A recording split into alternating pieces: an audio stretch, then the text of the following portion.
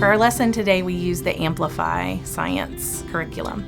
In science, we like to have the students learn that scientists use their senses to explore and find evidence, and that we can find that evidence from all kinds of different places, from pictures, from text, also from hands-on experiments. So remember, we've been learning about what in science? Light. Thank you, Sarah. For first graders, it's really important that they understand that they can get information not only from things that they read, but from pictures, because they don't have all of the necessary skills to read everything they want to learn about. In our classroom, we have lots of books, and we talk about using the pictures to help understand what's happening in the text. What scientists do is they ask themselves questions about pictures. They look for things that they notice. They think of questions they might have. It's a tricky subject, but they know how to explain why things happen. They do that naturally with their language. So just helping them to figure out which part is the cause and which part is the effect, and making sure that they're able to use their language to express that in the correct way, using those connecting words, because or so. Harper's hands made a butterfly shadow on the board because Harper put her hands in front of the flashlight. A lot of times I will start off modeling things. That's why I modeled on the board, showing them this is how I would sort these 3 cards. I modeled discussing with my partner, do you agree with where I place the card, or do you disagree? I think the shadow is blocking the object. Giving them those models so that when they're actually doing it themselves, they have that support. And then as they were working with their partner, I'm able to help reinforce that language.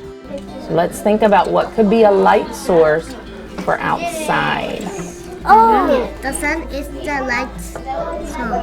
Collaboration is the way that we learn now in the 21st century. Kids know that they're going to have to work together, and we work together constantly. They're partnered up with different people, so they learn to work with all kinds of different personalities. They know that they're going to have to do their share. Each partner is going to have to contribute to the discussion and provide information. Climbing thing, yeah, that spins, and you can have your parents spin on.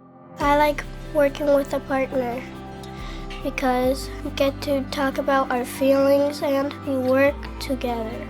We read and write to help us learn. Through the letters training, I've learned the importance of language and how that's the basis of everything that we're trying to teach our kids, and how they have to have that vocabulary and background knowledge in place to help them along with their reading and writing. I want you to just walk across to the chairs. Did anything block them? No. All right, you guys walk over here to the chairs. So what's the problem now? They're blocked them. Zalea is blocking them, right? And that is a model of the word block. Thank you guys for being my examples.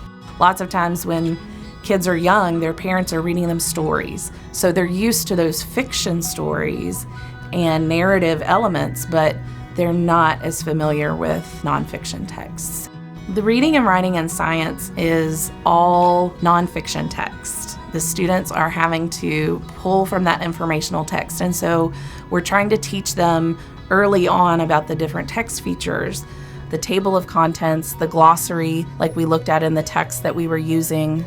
We read a book about shadows and how to make shadows. What made this shadow? A dog. Let's see if you're right. The dog blocked light from the sun. The light did not get to the driveway, so there was a shadow. Today I learned that block meant like you're blocking the light from hitting the ground. First, you have to hold the light out and turn it on. And then you have to block your hand on the light so the shadows can appear. You have to observe them with your eyes. And you have to use your mouth to talk about it. Yeah, that was the shadow. So this, your glass, just go here. in the car. There's the shadow for the kid, right? I think it's important for those students to start learning the interdisciplinary literacy practices early. They're things that we do already when we're speaking and when we're reading and when we're writing. It's important to highlight those things for the students and help them realize the things that they're learning how to do, because they're never too young to learn how to understand the language around them. Outside, we had 2 different light sources. What were they? The sun and the street light. The sun and the street light. I love teaching kids those early literacy practices. I love to watch that learning from just seeing a letter to knowing that that letter represents a sound, and then being able to put those sounds together and build words, and helping them to think about how to speak and communicate their thoughts. The growth that they make in the early grades is amazing. Back camera.